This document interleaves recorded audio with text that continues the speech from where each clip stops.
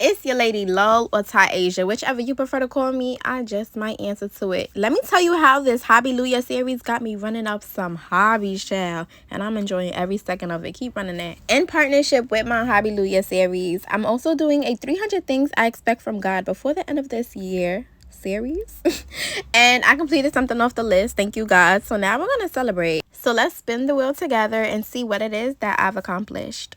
It's Hobbylujah. So this whole scene is just giving you a breakdown on how it is that I generate which hobby it is that I'm going to go after. So I just spin a wheel and generate a number. However, we're going to scratch this scene because I realized that the number kept generating into the same number for some reason. So the topic was traveling and explore. The number generated to 6, which was to visit 3 known landmarks. If you want my full list of 300 things I want from God by the end of this year list, be sure to comment landmarks and I got you. And you can swap out the ones that don't really cater to you and put yours that favor for you. Starting with the first landmark I went to, I'm not even going to tell you where this is at. I want you to take a good guess. Look at the waters. Come on, we at New York City. But where at in New York City, you may ask?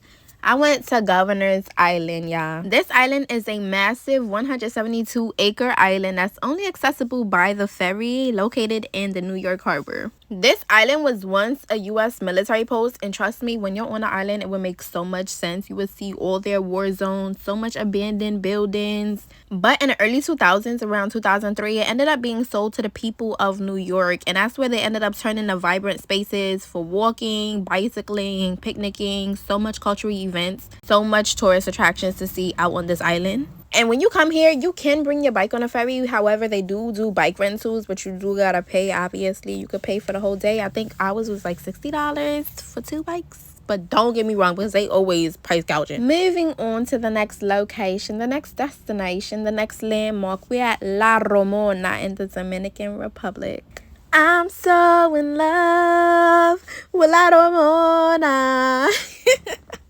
That's the whole vibe I got from this entire island, from the people down to the aura, down to the vibes. Yeah, I was like the villager princess. They was holding my dress while I was walking so it wouldn't drag in the skirt. I never felt more like a princess.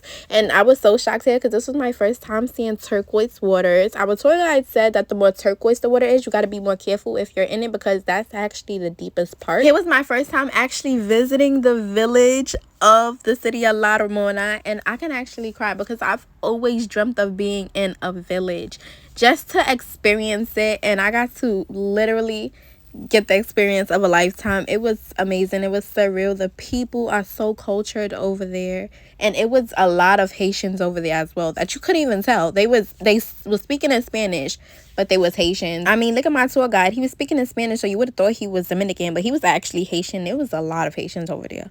And then we went to the beach of La Romana. It was literally an experience of a lifetime. We went at the perfect time. The sun was setting. We ended up getting some food before we left. We couldn't stay for too long because there was a long ride back to Santo Domingo, which where we was originally staying at. It was probably like a 4-hour ride, so we left at the perfect time. And this feeling alone had me on cloud 9. To be in a new country, raw dog and a piece of juicy meat, walking back to the car that you know you don't got to take that 4-hour drive home.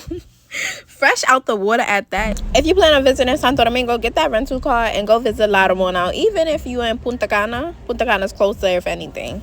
Check it out. This next landmark is one of y'all personal favorites. It makes the crowd scream every single time. Wanna bet? Yeah, we in Coney Island. Scream!